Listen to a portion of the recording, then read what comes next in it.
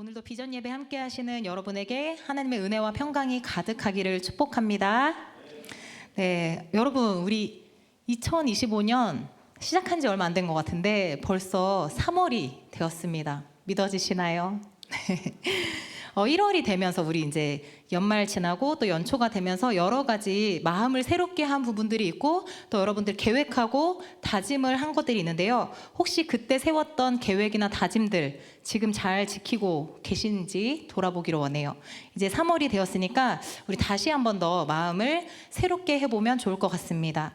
3월은 이제 새 학기가 시작되는 의미에서 좀 우리에게 새롭게 다가오기도 하고 또 이제 겨울이 지나고 봄이 되었잖아요. 그래서 우리의 움츠렀던 마음들을 좀 다시 한번 펴고 하나님 앞에 우리의 삶을 다시 한번 더 바로 잡고 가기를 원하는데요. 그래서 오늘 근면이라는 주제로 함께 말씀을 나누려고 합니다.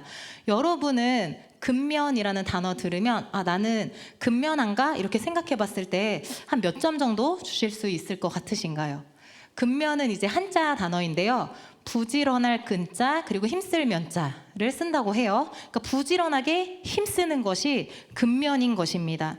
여러분들 잘 아시는 어떤 분야에 있어서 성공한 사람들 한번 생각해 보시면 아무도 그냥 그 자리에 올라간 사람이 없고 오랜 시간 훈련하고 연습하고 다른 사람보다 더 많은 노력과 헌신을 해서 그 자리에 올라간 것을 볼 수 있습니다. 여러분들 잘 아시는 운동선수 생각해 보면요. 김연아 선수가 그 자리에 있기까지 그 금메달을 따기까지 하루에 수시간을 빙판 위에서 훈련하고 넘어져도 한 동작을 성공시키기 위해서 넘어져도 다시 일어나면서 수시간을 수천 번 수만 번을 반복했던 것을 알 수 있습니다. 부상 당해도 포기하지 않고 계속해서 훈련함으로써 세계 챔피언이 되었죠. 또 손흥민 선수도 그렇습니다. 유럽 무대에서 그 최고의 축구 선수가 되기까지 어렸을 때부터 남들보다 더 많이 노력했습니다. 얼마나 많이 슈팅을 연습하고 얼마나 많이 훈련했는지 그런 책들도 나오고 막 그런 인터뷰도 하고 하잖아요. 이런 근면한 자세가 그를 세계적인 축구 스타로 만들었죠. 이 외에도 여러분들 소위 성공했다고 하는 그런 사업가들 기업가들의 자서전을 보면요. 대부분이 새벽부터 새벽 4시부터 일어나서 미라클 모닝을 실천하면서 책을 읽거나 신문을 보면서 자기 개발을 하고 끊임없이 공부하고 노력한 모습을 볼 수 있습니다. 이들은 그 성공하기 위해서 자신의 삶을 희생했고 시간을 희생했고 그 희생이 이제 큰 보상으로 돌아온 것입니다. 이러한 과정은 스스로에게도 큰 성취감을 느끼게 했고 또 주변에 있는 많은 사람들에게도 도전을 주는데요. 그러면 여러분 제가 오늘 이 설교를 통해서 여러분 이렇게 근면하면 세상에서 성공할 수 있습니다. 세상에서 높아질 수 있습니다. 라고 설교하려는 거는 절대 아니고요. 세상 사람들 자기의 성공을 위해서도 이렇게 열심히 근면하게 사는데 우리는 그리스도인으로서 어떻게 살아야 하는지 성경에서는 우리에게 어떤 모습으로 살아야 한다고 말씀하고 있는지 우리가 세상을 따라 사는 것이 아니라 말씀을 따라 살기를 원합니다. 그래서 오늘은 이 성경 말씀을 통해서 근면에 대한 말씀을 같이 나누려고 하는데요. 특별히 우리 예수님의 삶의 모습을 보면서 예수님을 통해서 근면을 배우려고 합니다. 그래서 오늘은 제목이 예수님처럼이라는 제목이에요. 우리 같이 읽어볼게요. 시작. 예수님처럼. 오늘 본문은 예수님께서 이 땅에 사시는 동안에 어떻게 사역하셨고 어떤 사역들을 하셨는지 그리고 우리에게 그 사역에 동참하라고 말씀하고 있는 부분입니다. 우리 첫 번째 같이 읽어볼게요. 시작. 근면하게 사역하신 예수님. 네, 예수님께서는 이 땅에 사시는 동안에 아주 근면하게 사역을 하셨는데요. 오늘 본문 마태복음 9장 35절에 이렇게 말씀합니다. 같이 읽을게요. 예수께서 모든 도시와 천국 복음을 전파하시며 아멘. 이 구절을 보면요. 예수님께서는 이런 사역들을 하셨는데 어떻게 했냐면 모든 도시와 마을에 두루 다니시면서 사역하셨습니다. 이 말은 한시도 쉬지 않고 계속 다니시면서 가는 곳마다 이런 사역들을 하셨다는 건데요. 그들의 회당에서 가르치시고 천국 복음을 전파하시고 모든 병과 모든 약한 것을 고치시는 이 3가지 사역을 평생 동안에 하셨습니다. 우리 이 예수님의 근면한 모습을 보고 또 배우기를 원하는데요. 먼저 예수님께서는 가르치시는 일에 근면하셨어요. 예수님은 각 회당에 가는 곳마다 가셔서 하나님의 말씀을 가르치셨습니다. 당시 회당은 유대인들이 모여서 하나님께 예배 드리는 곳이었는데 예수님은 이 회당에 가셔서 예수님 말씀 듣기를, 하나님의 말씀 듣기를 원하는 사람들에게 하나님의 뜻을 가르치시고 또 하나님의 말씀을 가르치시고 이 무뎌져 있는 사람들의 영혼을 깨우치셨습니다. 예수님은 그냥 단순히 율법을 가르치신 것이 아니라 여기 기록된 구약 옛날에 기록된 그 율법을 문자적으로 가르치신 것이 아니라 하나님의 나라와 하나님의 사랑을 분명하게 가르쳐 주셨어요. 예수님은 가르쳐 주실 때 지식적으로 가르쳐 주신 것이 아니라 사랑의 마음으로 가르쳐 주셨습니다. 단순히 훈계하거나 답답한 마음으로 너 왜 이런 것도 모르냐고 책망하신 것이 아니라 듣는 이들의 마음을 어루만지시면서 하나님의 말씀을 가르치셨습니다. 그래서 예수님의 말씀은 삶의 변화를 일으키는 말씀이었어요. 그냥 우리의 지식을 깨우는 말씀이 아니라 예수님의 말씀을 듣고 나면 마음이 뜨거워지고 회개하게 되는 생명의 말씀이었습니다. 그래서 마가복음 1장에서는 예수님이 가르치시는 게 어떠했는지 이렇게 말씀하고 있어요. 같이 읽을게요. 시작. 그들이 가버나움에 들어가니라. 예수께서 뭇사람이 그의 교훈에 놀라니 이는 그가 가르치시는 것이 권위 있는 자와 같고 아멘.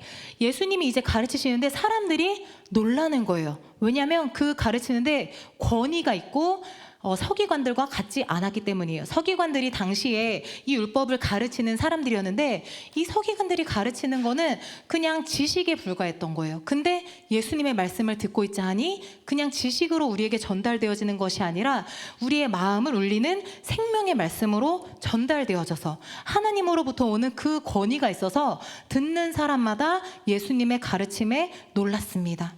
오늘 이 말씀을 기억하면서 그 권위 있는 예수님의 말씀을 가까이 하고 배우고 말씀을 살아내는 저와 여러분이 되기를 소망합니다. 예수님이 이렇게 가르치시는 사역에 근면하셨고 또 복음을 전파하는 일에 근면하셨어요. 아까 35절 말씀에 천국 복음을 전파하셨다라고 말씀하고 있는데요. 예수님이 전하신 복음은 단순했습니다. 막 복잡하고 어려운 것이 아니라 정말 단순한 말씀이었는데 마가복음 1장 14절 15절에 예수님이 뭐라고 전파하셨는지 보겠습니다. 시작. 요한이 잡힌 후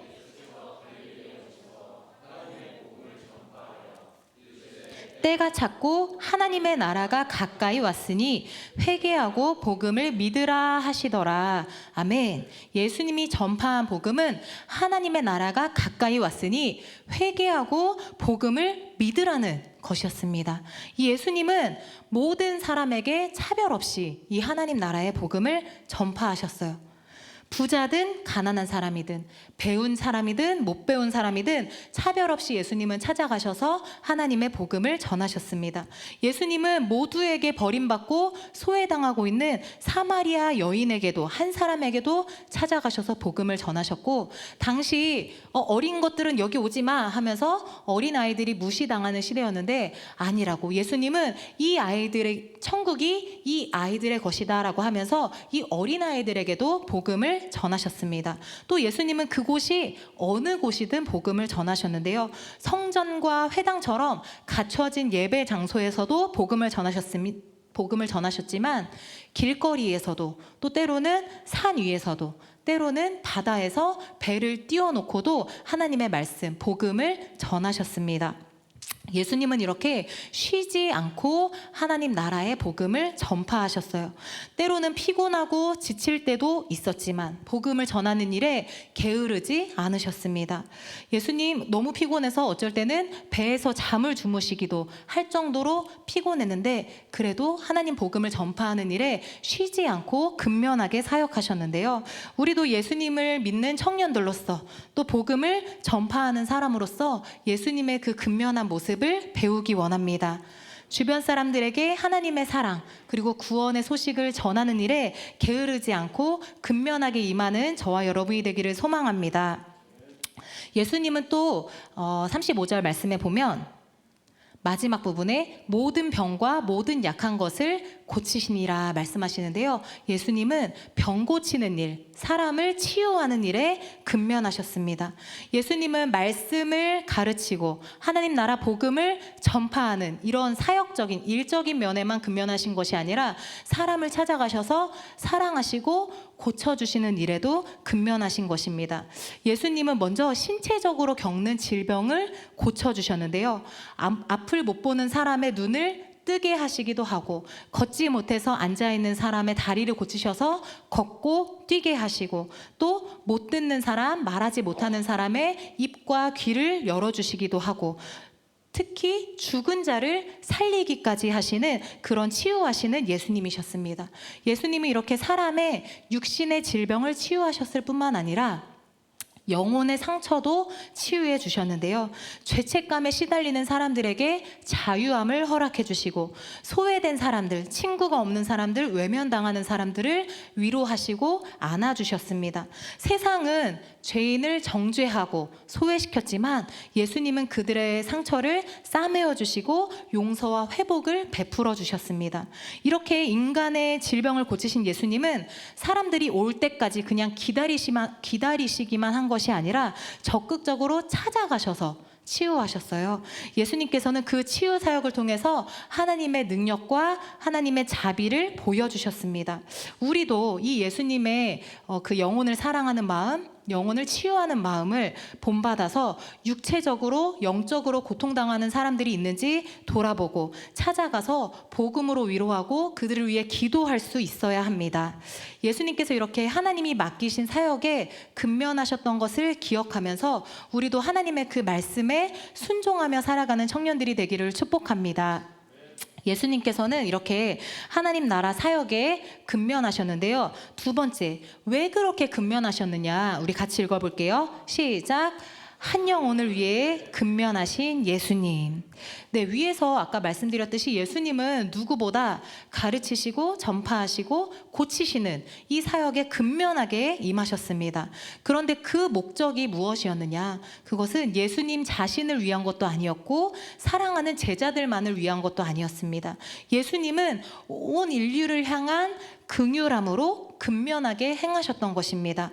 세상에는 다양한 가치가 존재하지만 예수님께서 이 땅에서 보여주신 삶은 한 영혼을 위한 것이었습니다. 한 영혼, 한 영혼을 위한 긍휼함과 관심이었습니다. 그 근면의 중심에 영혼 사랑이 있었던 것입니다. 우리 36절 말씀 같이 읽을게요. 시작. 무리를 보시고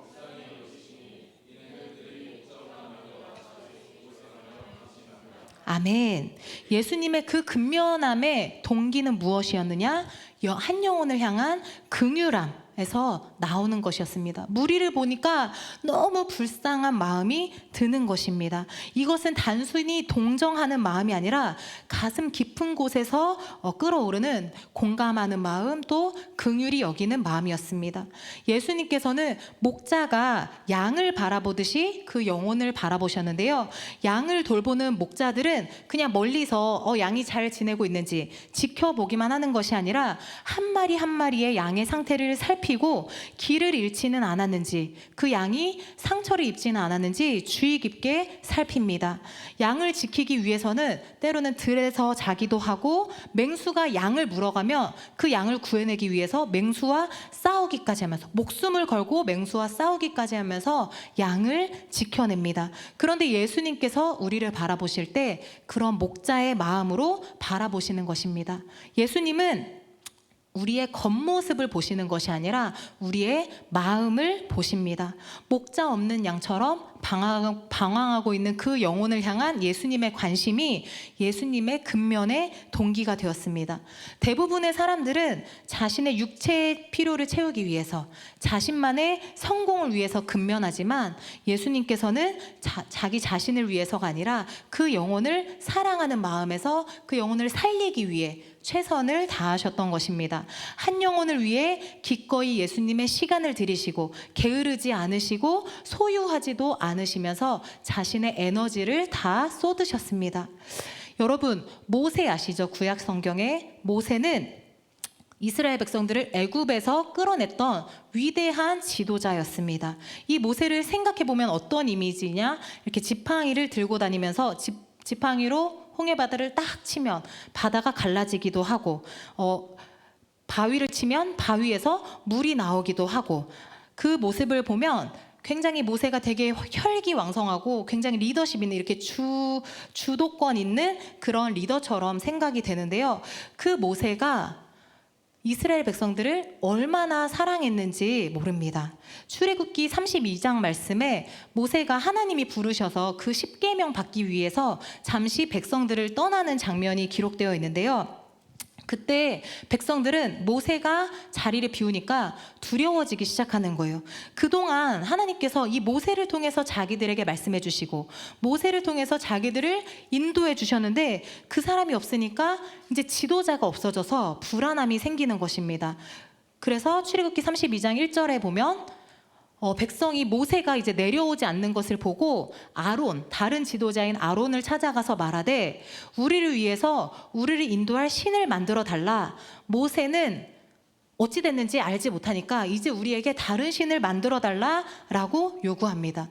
결국 이 아론은 백성들의 성화에 못 이겨서 금송아지 형상을 만들고 백성들은 그 금송아지 우상 앞에 제단을 쌓고 막 축제를 하는데요.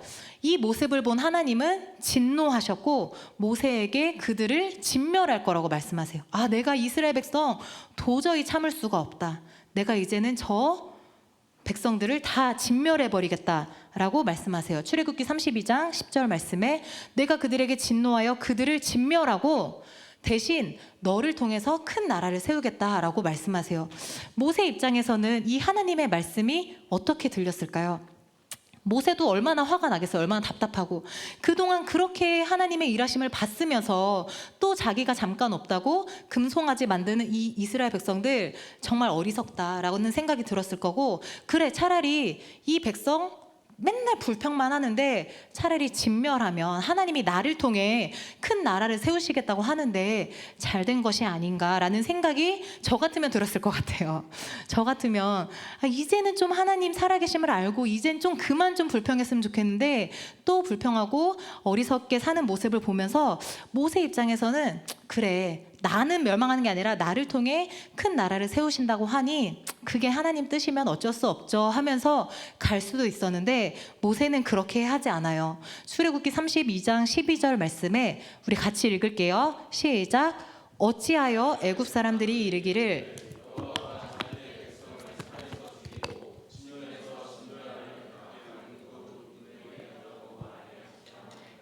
주의 맹렬한 노를 그치시고 뜻을 돌이키사 주의 백성에게 이 화를 내리지 마옵소서라고 합니다. 모세는 이스라엘 백성들 그냥 지도하는 하나님의 그 주신 사명 때문에 어쩔 수 없이 인도하는 지도자가 아니라 그 백성들을 진심으로 사랑하고 긍휼히 여기는 지도자였던 것입니다. 그래서 하나님이 그렇게 화가 나셨을 때 하나님 맹렬한 노를 그치시고 뜻을 돌이켜주세요. 이 백성에게 화를 내리지 말아주세요 라고 기도하는 그런 리더였습니다. 모세도 하나님이 주신 그 사명에 근면하게 순종하며 나아갔지만 그 목적은 자신을 위한 것이 아니라 이스라엘 백성들을 위한 것이었던 것입니다. 예수님의 근면이 이처럼 한 영혼을 향한 긍휼함에서 시작된 근면이었습니다. 예수님의 사역을 보면 그래서 단순히 말씀을 전하는 것에서 그치지 않아요. 한 영혼을 살리기 위해서 직접 찾아가셨고 그들에게 필요한 것을 공급해 주시고 무엇보다도 예수님은 얼마나 긍휼히 여기셨는지 십자가에서 죽기까지 자신의 생명을 주기까지 사랑하셨습니다. 예수님의 근면은 단순히 적당한 노력 이상의 것이었고 한 영혼을 끝까지 책임지는 근면이었습니다. 이러한 예수님의 모습은 당시 정치 지도자들, 종교 지도자들의 모습과는 대조적인 모습을 이루었습니다. 당시 이스라엘이 로마의 지배 아래 있었는데 로마의 지도자들은 제국 확장에만 관심이 있었고, 또 헤롯도 백성의 삶에는 관심이 없고 자기 세금 징수하는 것에만, 자기 부유함을 늘리는 것에만 관심이 있었습니다. 종교 지도자들도 마찬가지예요. 종교 지도자들이라면 이 백성들의 영혼에 관심이 있어야 되는데 전혀 그렇지 않고 자신의 권력을 유지하는 것에만 급급했습니다. 바리새인과 사두개인들 같은 종교 지도자들은 겉으로는 하나님의 말씀, 율법을 강조했지만 정작 사람들의 필요에는 무관심했습니다. 그들은 백성들에게 율법대로 이렇게 살아야 한다라고 강조하면서 자신들은 오히려 그 말씀대로 살지 않았고 예수님께서 죄인들을 만나는 모습을 비난하기만 했습니다. 그러나 예수님은 그 한 영혼을 살리는 일에 멈추지 않고 근면하게 사역하셨어요. 한 영혼을 긍휼히 여기시고 그를 위해 열성적으로 사역하신 것이 예수님이십니다. 이 예수님께서 저와 여러분을 그렇게 긍휼히 여기시고 저와 여러분을 사랑하시고 저와 여러분을 위해 근면하게 지금도 사역하신다는 것을 기억하시기 바랍니다. 예수님이 쉬지도 않고 모든 도시와 마을에 다니시면서 근면하게 사역하셨던 것은 저와 여러분을 위함이었습니다. 그 주님의 돌보심과 위로하심을 날마다 경험하며 사는 우리 청년 여러분 되기를 축복합니다. 네, 예수님께서는 첫 번째로 이제 자기 사역에 근면하셨고, 두 번째로는 그 사역의 목적이 한 영혼을 돌보기 위함이었는데요. 우리 마지막 세 번째를 같이 읽을게요. 시작. 네, 예수님께서는 그 사역에 동역할 사람들을 찾고 계십니다. 오늘 본문 37절, 38절에 이렇게 말씀해요. 이에 제자들에게 이르시되 추수할 것은 많되 일꾼이 적으니. 38절 같이 읽을게요. 시작. 그러므로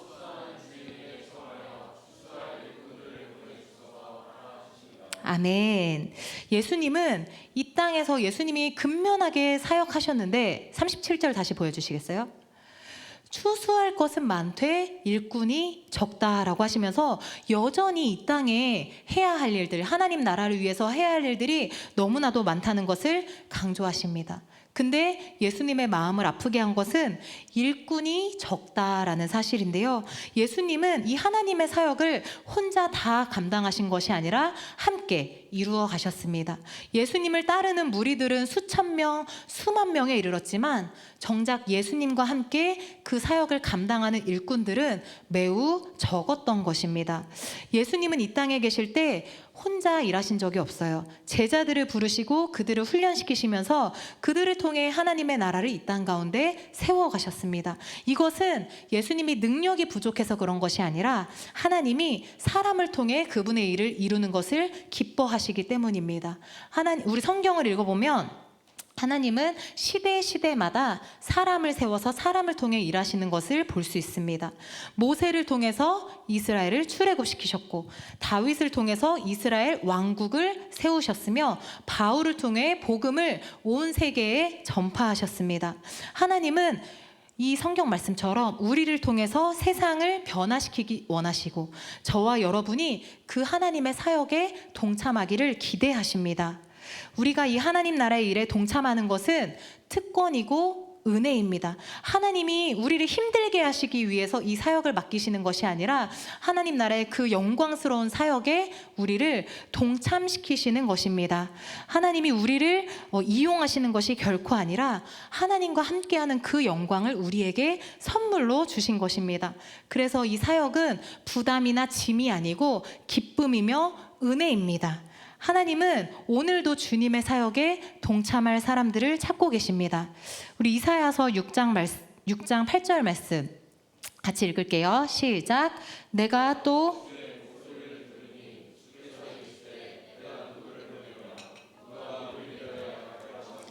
그때 내가 이르되 내가 여기 있나이다 나를 보내소서 하였더니. 네, 이사야의 말씀인데요. 이사야처럼 하나님이 누가 우리를 위해 갈고 추수할 일꾼은 적은데 어떤 사람이 일꾼이 될까라고 물으실 때 내가 여기 있나이다 나를 보내소서라고 말할 수 있는 저와 여러분이 되기를 소망합니다. 예수님께서는 제자들에게 추수할 일꾼들을 더 보내달라고 하나님께 간구하라라고 말씀하시는데요. 먼저는 우리 자신이 그 주님의 일꾼이 될 수 있기를 기도해야 합니다. 또 우리는 스스로 모든 일을 감당하려고 하거나 내 힘으로 사람을 세우려고 하면 안 되고 하나님께서 일꾼을 세워주시기를 간구해야 합니다. 하나님께서 그 예비하신 일꾼들을 합당한 때에 합당한 방법으로 합당한 자리에서 동역할 수 있도록 기도로 간구해야 합니다. 예수님께서는 우리를 그 하나님 나라의 사역에 동참하도록 부르셨으며 동역자들과 함께 이 사역을 감당하도록 초청하셨습니다. 주님의 사역에 동참하는 과정 그 속에서 우리는 주님을 더 깊이 만날 수 있고 예수님을 더 닮아갈 수 있습니다.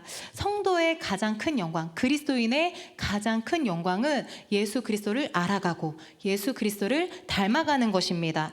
따라서 하나님의 사역에 있어서 가장 중요한 것은 일을 막 잘하는 것이 아니라 수련회 이번에 우리 잘 끝냈어. 이번에 큰 행사 있었는데 잘 마쳤어. 그것이 우리의 목적이 아니라 그 과정을 통해서 하나님을 더 의지하는 것을 배우게 되고 그 과정을 통해서 공동체가 더 사랑하고 하나 되는 것이 중요한 것입니다. 하나님은 우리를 그 하나님의 사역을 위해서 일방적으로 막 부리고 사용하시려는 분이 아니라 우리를 그걸 통해서 사랑으로 성장시키기 위해서 부르시는 아버지 하나님이십니다. 그분의 목적은 어떤 하나님의 일 잘 되도록 우리를 쓰시는 것이 아니라 우리가 그걸 통해서 예수 그리스도를 닮아가는 성숙한 그리스도인으로 성장하는 것, 그것이 하나님이 우리를 동역자로 부르시는 목적입니다. 이를 위해서 하나님께서는 우리를 교회로 부르시고 서로 연결시키셔서 훈련하시고 함께 교회를 이루어가도록 함께 공동체를 이루어가도록 하십니다. 우리는 이 예수님과 함께 영광의 길을 걸으며 하나님의 존귀한 도구로 쓰임받는 기쁨을 경험하게 될 것입니다.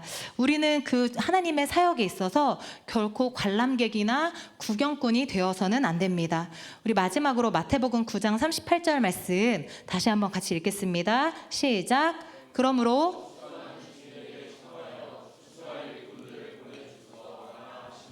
아멘. 하나님의 어떤 사역, 우리 교회가 있을 때 그냥 바라보고 구경하는 사람이 아니라 이 말씀처럼 먼저는 하나님 저를 사용해 주세요. 제가 하나님의 일꾼이 되게 해주세요. 기도하는 청년들이 되기를 원하고 또 하나님 우리 사역에 있어서 사람이 부족해요. 함께 할 수 있는 우리 동역자들을 붙여주세요. 이렇게 기도할 수 있는 우리들이 되어야 합니다. 하나님께서 세우실 동역자들을 위해 기도하며 함께 하나님 나라를 세워가는 기쁨을 경험하는 우리 비전마을 청년 공동체가 되기를 소망합니다. 네, 이제 말씀을 마치려고 해요. 우리 찬양팀 나와주시고요.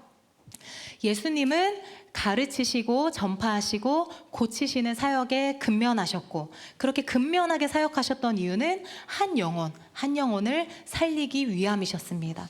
그리고 오늘 그 사역에 동역할 사람들, 동참할 사람들을 찾고 계십니다. 주님이 부르실 때 아멘하고 순종하며 그 사역에 함께 동참할 수 있는 그런 우리 청년 여러분들이 되기를 축복합니다. 우리 시간에 함께 예수님이 행하셨던 사역을 기억하면서 함께 찬양하기를 원하는데요.